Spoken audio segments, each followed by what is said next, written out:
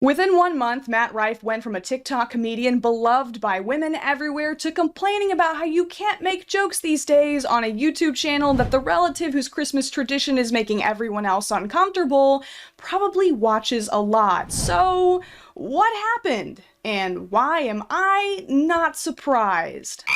Every tuber, like every pony but for YouTubers, don't worry, it'll catch on, has been sitting in front of their cameras over the past couple weeks talking about Handsome Squidward's comedy special. So why am I showing up to the party way too late with a vegetable tray that no one will touch? That's honestly because when I first heard about this controversy, I didn't find it very interesting. Some talker gets a taste of fame and starts saying misogynistic jokes, yawn, boring, DJ. I've heard this one before, play the next track. But when Matt Rife immediately ran to the frail arms of the watery-eyed Jordan Peterson of Daily Wire infamy, that's when I realized that there was some juice to be squeezed out of this story. Since at least 2014, Matt Rife has had many small roles in film and television, most notably in 16 episodes of the show Wild 'N Out. Me saying Wild 'N Out sounds so white. Something that Matt Rife struggles with. Oops, getting ahead of ourselves. Hey Zendaya, look, you're mixed. I want to be black. Let's make a lifestyle move. Spit that water out so I can get your number, please. Yikes, LOL, but it wasn't until this past year when clips of his stand-up went viral on TikTok that Matt Rife's comedy career really took off. You drove 3 hours to see me? Oh my God, I'm so sorry. Oh my God. God damn. I'm so... Matt's flirtatious, raunchy crowd work soon earned him a following of over 18 million, and with that popularity came the coveted Netflix special, the wet dream of every comedian since 2013. Ironically titling the special Natural Selection, the transition from crowd work to a formal pre-written set left Matt's material struggling in the deep end of the gene pool, and his jokes weren't strong enough to survive brutal reviews. Specifically, Matt has come under fire for the very first joke he opened his special with. I've only been to Baltimore one time. I ate lunch there, and the hostess who, seats you at the restaurant had a black eye. And it wasn't like, what happened? It was pretty obvious what happened. And my boy who I was with was like, yeah, I feel bad for her, man. I feel like they should put her in the kitchen or something where nobody has to see her face, you know? And I was like, yeah, but I feel like if she could cook, she wouldn't have that black eye. Woman get black eye from husband because she can't cook, haha? Anyone who paid for their seat is an idiot. There are thousands of 13-year-old boys with broken headsets in COD lobbies that would enthusiastically tell you jokes like that for free. Speaking of COD lobbies, have you ever clutched a 1v1 only to feel the cold pang of fear as you watch your full IP address pop up in the chat? Well, today's video partner NordVPN can help with that. With NordVPN, you can become safer online with a single click. Specifically clicking my link in the description, nordvpn.com/funkyfrogbait. Hackers use so many methods to get a hold of your private information, but NordVPN gives you the tools to fight back. By encrypting your online data at all times, NordVPN can protect you from man-in-the-middle attacks where criminals try to intercept your data through Wi-Fi networks. Their threat protection feature can warn you about malicious links sent by scammers, scan your files for malware before downloading, and block pop-up ads that are trying to trick you to click. Instead, you should click my link nordvpn.com/funkyfrogbait to buy a 2-year NordVPN plan and receive 4 bonus months of protection with a 30-day money-back guarantee. It's super easy to set up, and yeah, now I'm in Canada. That's nordvpn.com/funkyfrogbait for peace of mind while you're online. After the special was released, there was massive outrage amongst Matt Rife's primarily female audience. Cue the laughter, because you were supposed to picture a woman getting hit because she can't cook, and you were supposed to laugh. All of these jokes are dependent on other people's oppression and nuance, and things that you don't really need to be touching. Many women who previously enjoyed Matt Rife's stand-up felt that this special, and particularly the opening joke, was a massive middle finger, that he used the support of women to become rich and famous, and then immediately set out to alienate his female audience as quickly as possible. And all I have to say to that is... duh? I'm sorry, ladies, but you're telling me that you're surprised that this guy isn't very respectful towards women.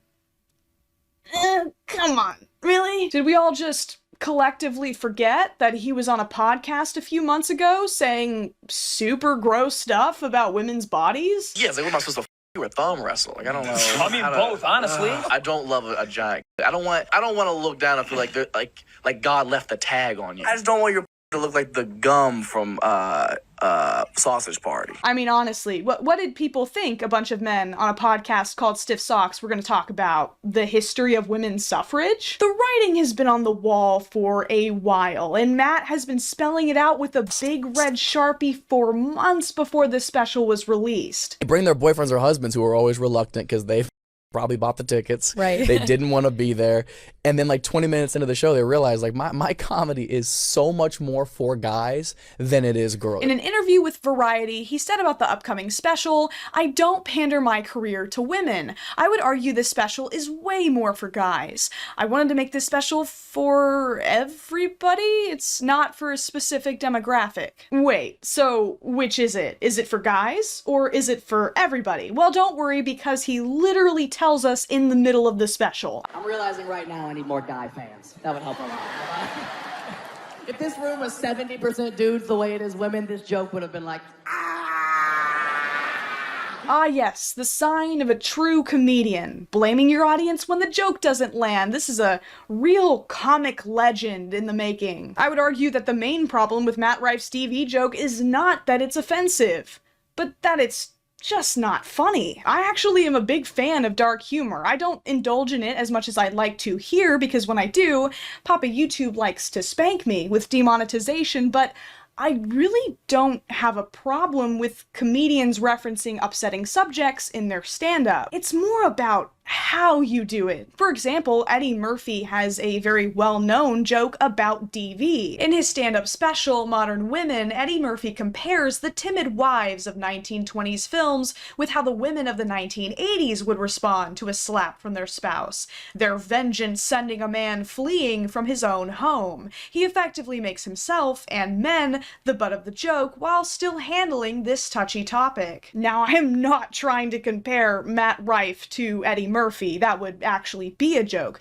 But I wanted to show an example of how you can pull off this type of dark humor. Dark humor isn't just stating an upsetting fact, it's injecting a shocking or disturbing reality into an unexpected context that creates an absurd scenario, or introduces a subversion of expectations that takes the audience by surprise. This is the source of catharsis that allows people, even people who may be victims of the upsetting subject matter, to laugh and process their feelings. But to invoke jester's privilege, there is one important stipulation.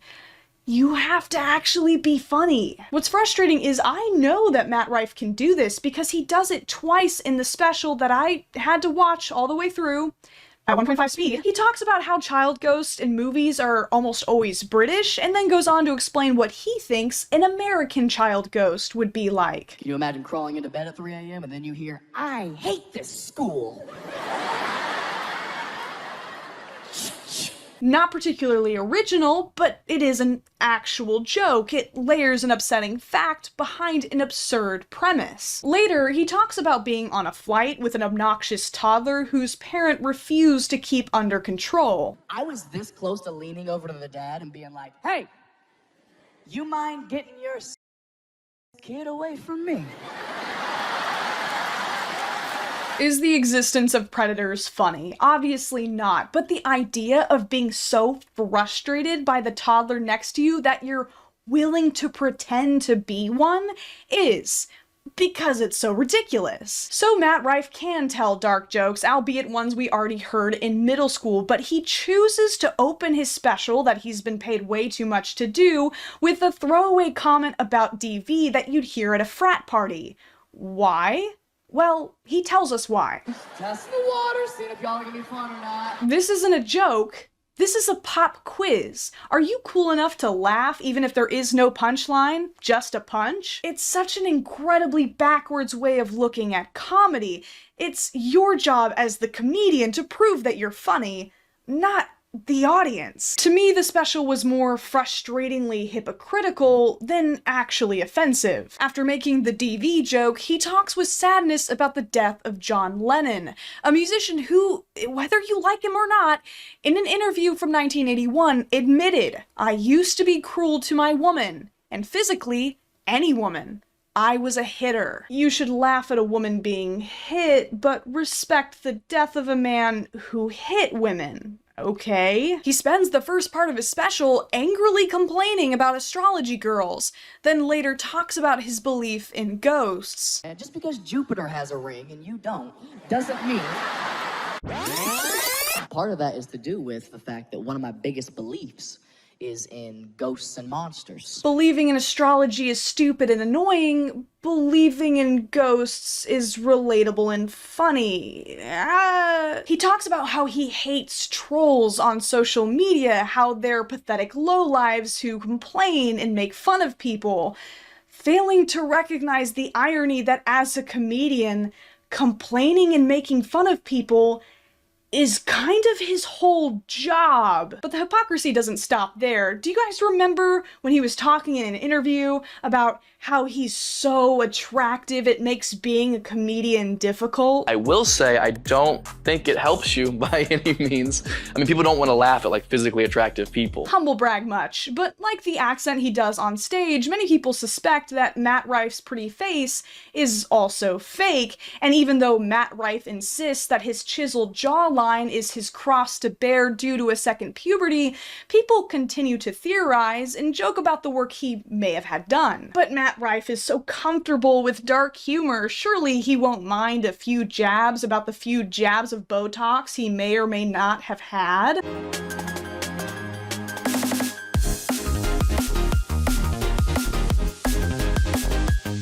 Lying about medical history is illegal, just FYI. That's kind of weird, Matt, considering he didn't even mention your name. A very offended comment from a guy who posted on his Instagram story that anyone offended by his jokes is mentally disabled. Maybe you should get one of those helmets for yourself, Matt. I'm too far south to get snow this time of year, but I spy a snowflake. He's also apparently started beef with the child of this content creator, Bunny Hedaya, because she posted a joke video of her son calling out Matt for saying Jupiter has a ring instead of Saturn. Matt Rife has decided to start beef with my 6-year-old child online. The things he said that weren't even funny were posted on TikTok, and I started being tagged in them because everyone knows that my son is like a genius and he's really into space. Jupiter also has a ring. Oh, and Santa Claus isn't real. Your mom buys your presents with the money she makes on Only.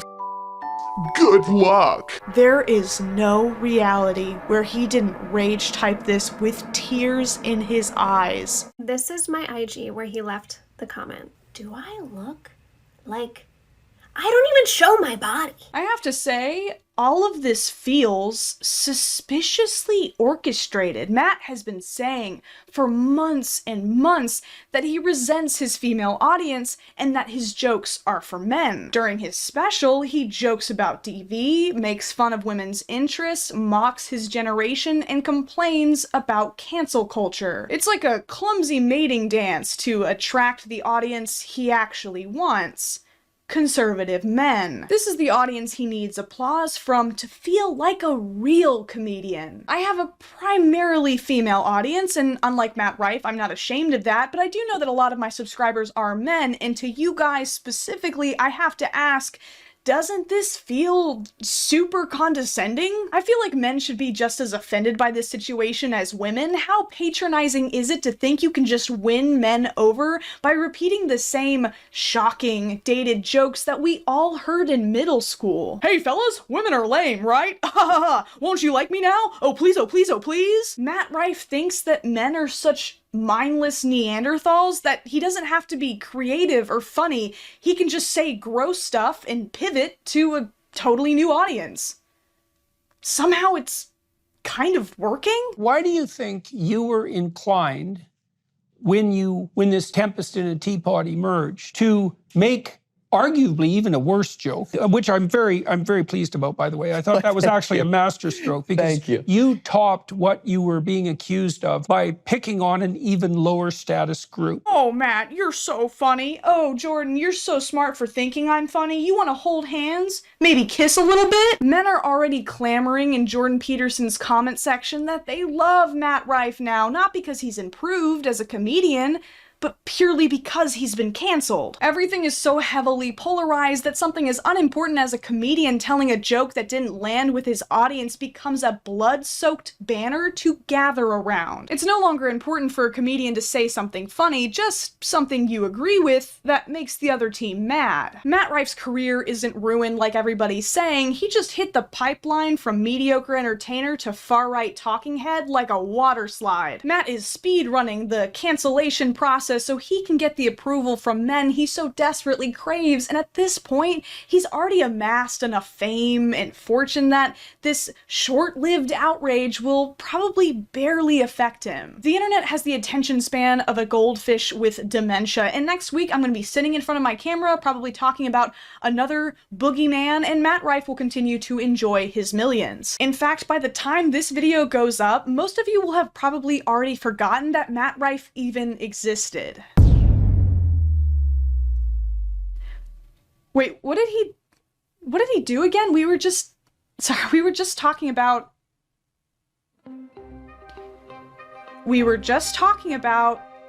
who were we talking about? I don't. Wait, hold on. Where am I?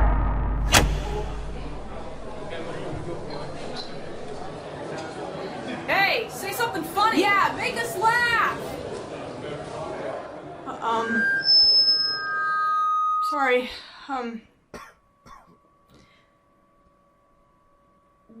women, am I right?